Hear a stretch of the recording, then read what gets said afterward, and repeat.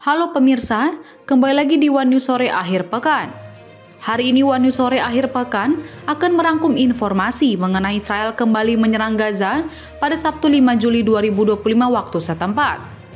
Setelah Hamas memberikan tanggapan positif terhadap proposal gencatan senjata selama 60 hari yang diajukan Amerika Serikat.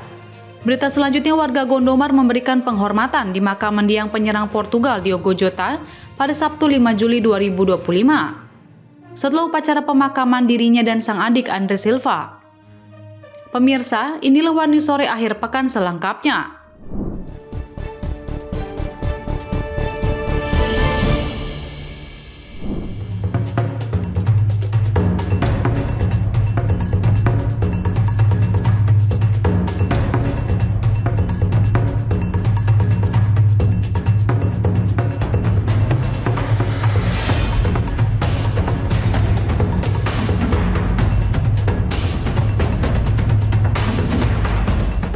Situasi di Gaza pada Sabtu 5 Juli cenderung lebih tenang dibanding hari-hari sebelumnya yang diliputi serangan udara besar-besaran.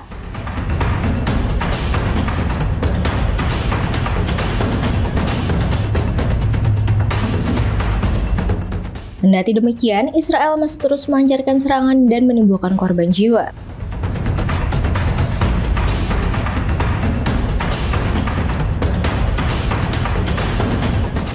Dalam serangan terbaru, sedikitnya 24 warga Palestina dilaporkan tewas, termasuk 10 orang yang sedang mengantri bantuan kemanusiaan.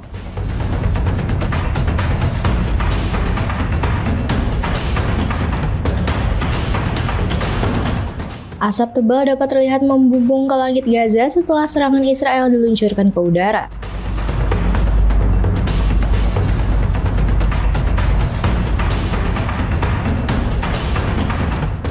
Serangan ini dilakukan setelah Hamas menyatakan telah memberikan tanggapan positif terhadap proposal gencatan senjata terbaru di wilayah tersebut.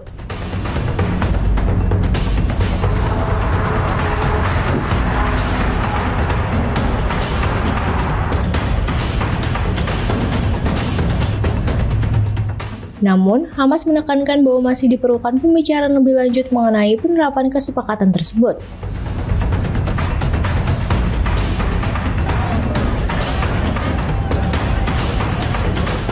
Belum jelas apakah pernyataan Hamas itu berarti mereka menerima secara penuh proposal gencatan senjata 60 hari yang diajukan Presiden Amerika Serikat Donald Trump.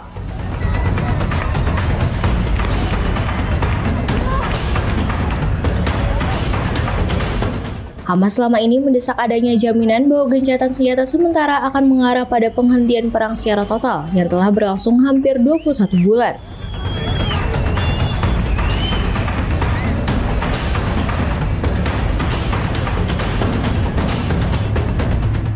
Trump terus mendorong agar kesepakatan tercapai dan Perdana Menteri Israel Benjamin Netanyahu dijadwalkan mengunjungi Gedung Putih pekan depan untuk membahas hal ini.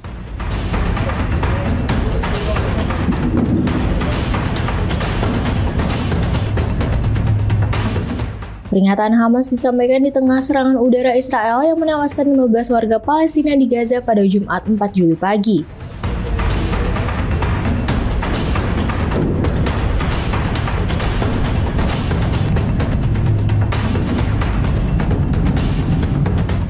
Kantor HAM PBB menyatakan telah mencatat 613 warga Palestina tewas hanya dalam sebulan terakhir saat mencoba mendapatkan bantuan.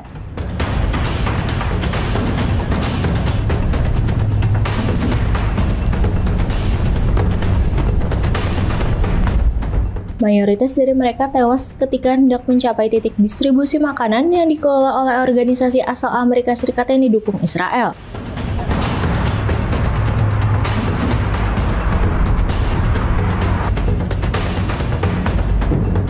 Sisanya tewas saat menunggu bantuan dari truk-truk milik PBB atau lembaga kemanusiaan lainnya.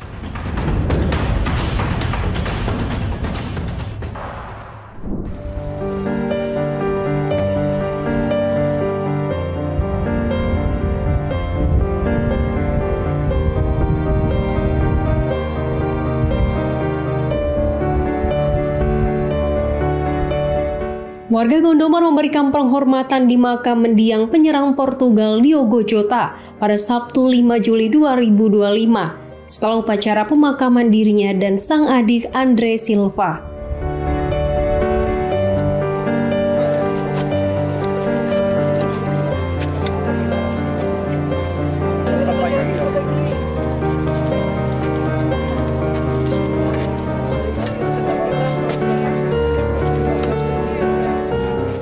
Karangan bunga mereka bertuliskan nomor punggung Jota dan Silva terlihat bersama dengan rangkaian bunga lainnya saat orang-orang mengelilingi makam setelah upacara.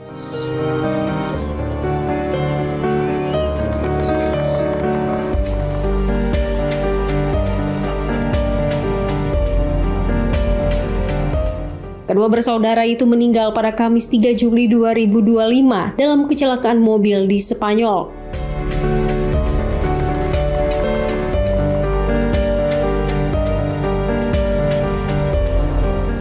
Mereka diduga sedang berkendara menuju pelabuhan feri untuk berangkat ke Inggris ketika mobil Lamborghini yang mereka tumpangi keluar jalur dan terbakar.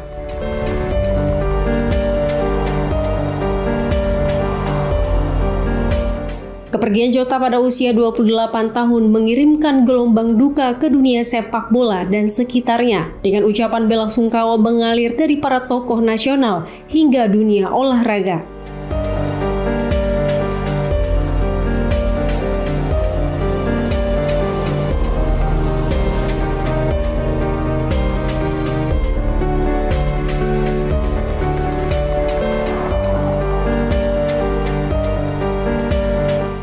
Silva yang berusia 25 tahun juga merupakan pemain sepak bola di klub Penafiel yang berlaga di divisi kedua Liga Portugal. Para penggemar Liverpool berbicara tentang warisan Jota, berharap klub akan mempensiunkan nomor punggungnya setelah sang striker meninggal bersama adiknya.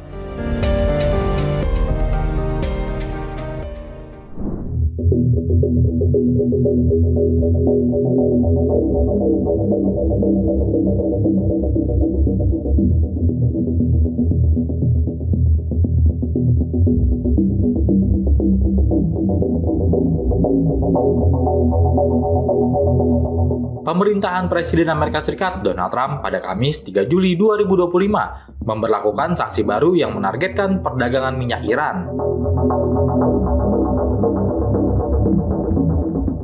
Kementerian Keuangan Amerika Serikat mengatakan sanksi tersebut dijatuhkan sebagai bagian dari upaya melakukan tekanan maksimum kepada Teheran.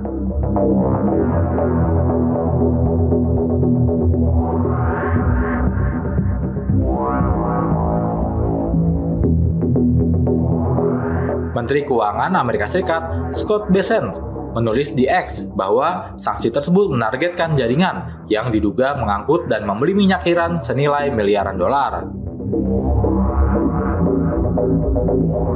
Beberapa di antaranya menguntungkan Korps Garda Revolusi Islam Pasukan Quds atau IRGC QF, serta mereka yang terkait dengan lembaga keuangan yang dikendalikan Hizbullah.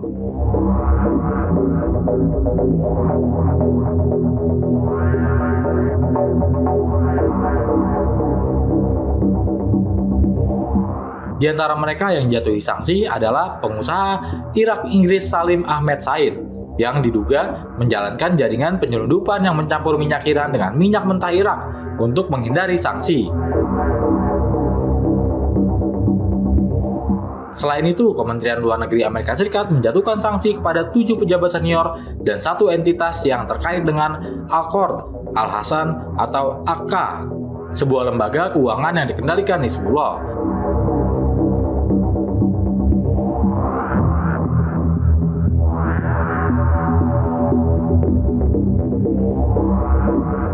Sanksi tersebut muncul setelah perang 12 hari antara Israel dan Iran yang meletus pada 13 Juni. Ketika Israel melancarkan serangan udara terhadap situs militer dan nuklir Iran.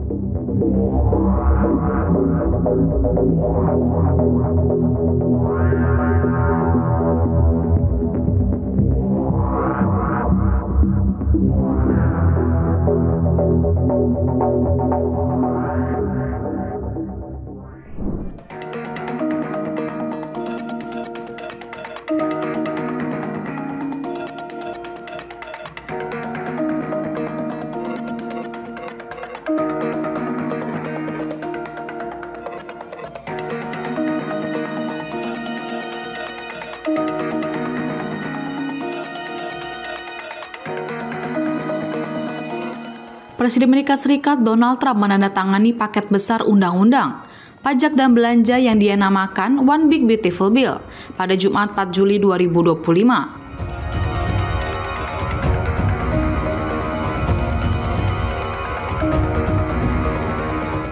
Penandatanganan undang-undang tersebut bertepatan dengan ulang tahun ke-249 kemerdekaan Amerika Serikat. Undang-undang ini akan membawa perubahan besar bagi keuangan masyarakat Amerika.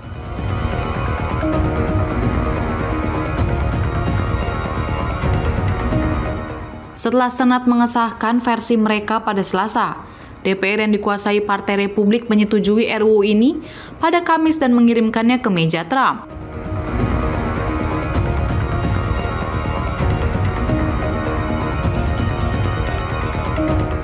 Isi akhir rancangan undang-undang itu menetapkan pemotongan pajak 2017 menjadi permanen serta menambahkan berbagai insentif lainnya.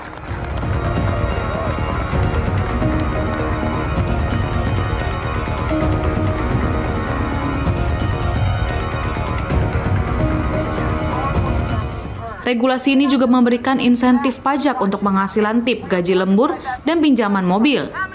Di sisi lain, pemotongan besar diberlakukan terhadap bantuan pangan, menghapus insentif energi bersih, serta mengubah sistem pinjaman mahasiswa federal.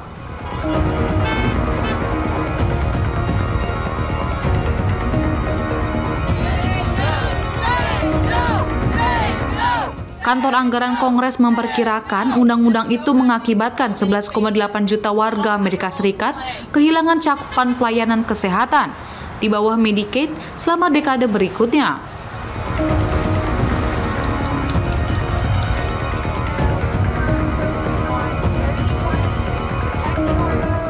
Namun dalam situs resmi Gedung Putih, pemerintahan Trump mengklaim undang-undang itu tak akan memangkas program Medicaid.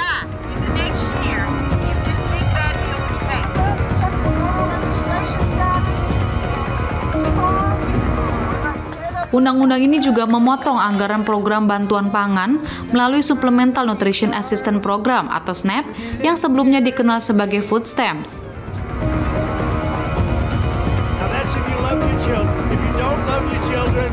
Menurut Center on Budget and Policy Priorities, pemangkasan ini berpotensi mempengaruhi lebih dari 40 juta orang.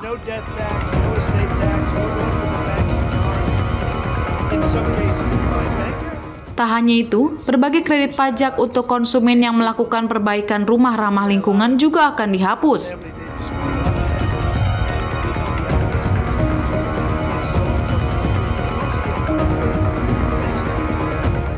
Misalnya insentif untuk pemasangan panel surya, pompa panas listrik, serta jendela dan pintu hemat energi.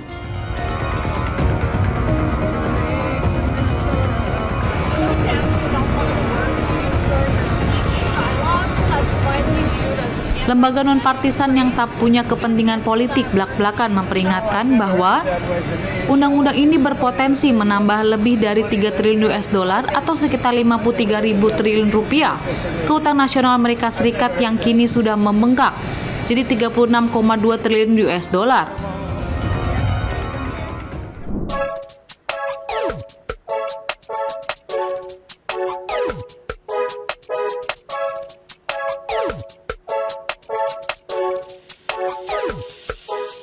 Ajang pertemuan puncak BRICS di Brazil pada Minggu 6 Juli 2025 dipastikan tanpa kehadiran dua tokoh penting, yakni Presiden Rusia Vladimir Putin dan Presiden China Xi Jinping. Absennya dua pemimpin berpengaruh ini pun menjadi pertanyaan. Apakah perluasan keanggotaan BRICS telah mengurangi daya tarik ideologis bagi dua pendiri ini?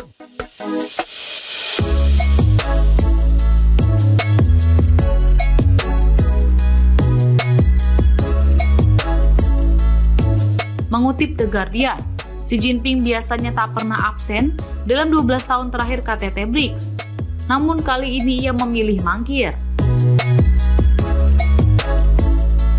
Tak ada alasan resmi dari Beijing, mereka hanya mengirim Perdana Menteri Li Qiang sebagai perwakilan.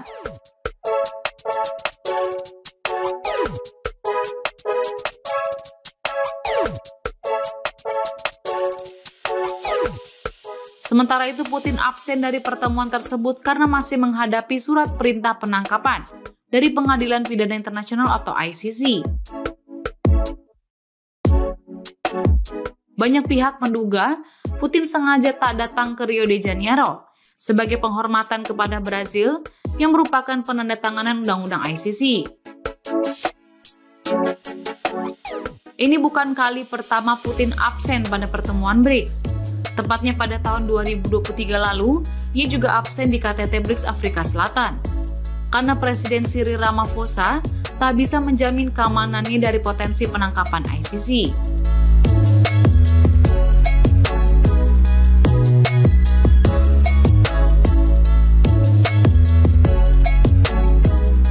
Putin dituduh ICC terlibat dalam penculikan dan deportasi puluhan ribu anak-anak Ukraina. BRICS pada perkembangannya sebagai alternatif kelompok negara berkembang untuk mengimbangi kekuatan kelompok negara G7. 2 tahun terakhir, BRICS telah mengalami perluasan pesat baru-baru ini. Anggota pendirinya adalah Brazil, Rusia, India, Tiongkok, dan Afrika Selatan. Namun, kelompok tersebut tahun lalu berkembang hingga mencakup Indonesia, Iran, Mesir, Ethiopia, Arab Saudi, dan Uni Emirat Arab, serta negara-negara dalam berbagai tahap pembangunan ekonomi dan dengan berbagai tingkat antagonisme terhadap Barat.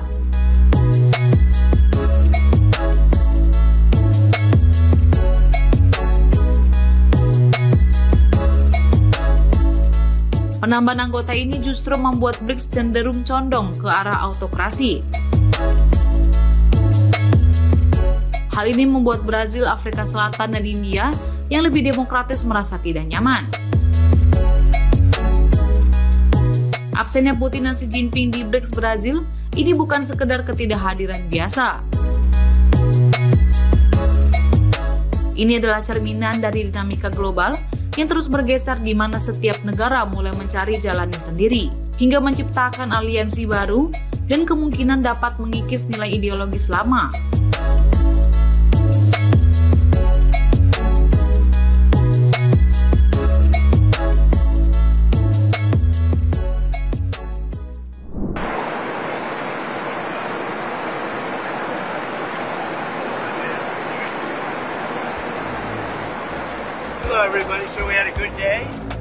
Presiden Donald Trump mengatakan Hamas menanggapi dengan semangat positif terhadap usulan gencatan senjata di Gaza. Yang ditengahi oleh Amerika Serikat adalah hal yang baik.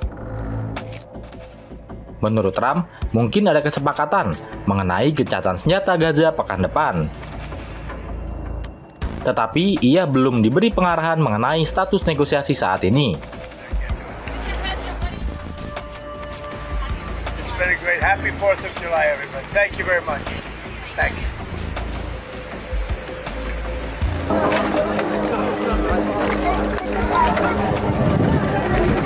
خلاص تجمعنا خلاص مالوش لازمه.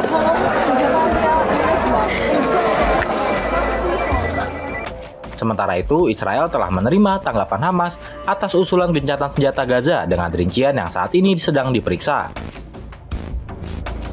Media Israel melaporkan pada hari Sabtu, 5 Juli 2025, mengutip pejabat Israel.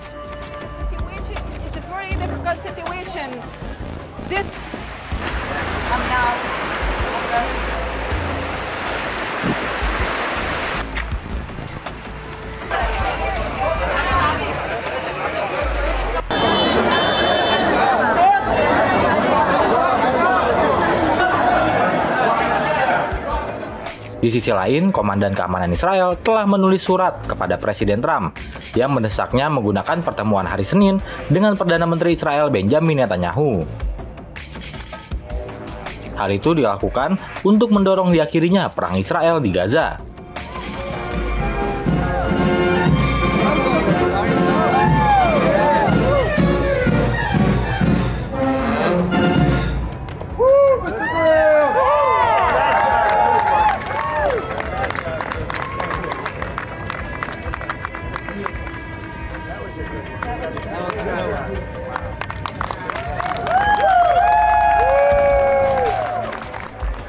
Militer Israel telah melakukan lebih banyak serangan mematikan di seluruh Gaza, Al Jazeera Arabic melaporkan. Di lingkungan Zaytoun di kota Gaza, pasukan Israel telah membombardir sekolah As-Safi'i dan menewaskan 5 orang.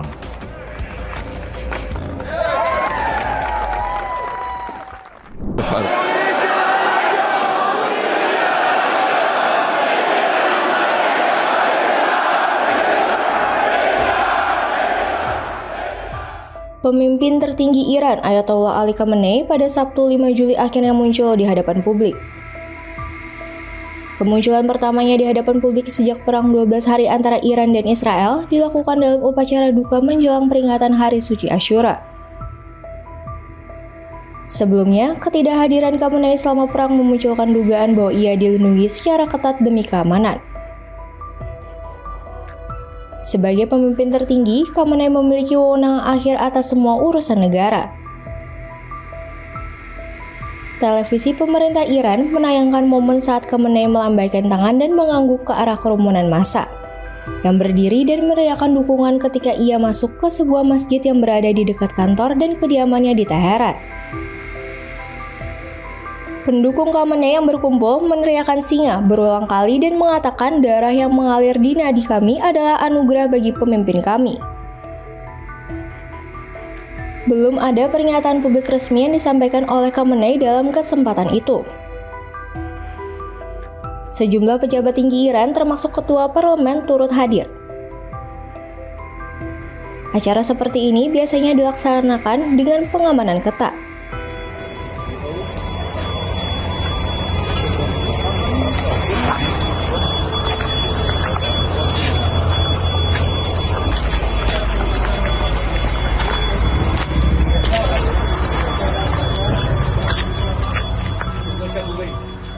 Selama perang, pria berusia 86 tahun ini dilaporkan terus berlindung di dalam bunker karena meningkatnya ancaman terhadap warganya.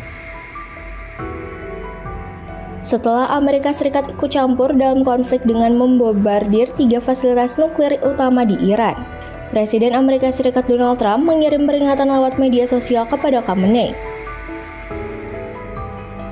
Trump menyebut bahwa Amerika Serikat tahu lokasi Khamenei, namun setidaknya untuk saat ini tidak berminat membunuhnya. Pada 26 Juni, tak lama setelah gencatan senjata diberlakukan, Khamenei menyampaikan pernyataan publik dalam rekaman video. Dalam pernyataan itu, ia menyebut Iran telah memberi tamparan ke wajah Amerika dan menyerang pangkalan udara Amerika Serikat di Qatar, serta memperingatkan agar Amerika Serikat dan Israel tidak melancarkan serangan lanjutan ke Iran.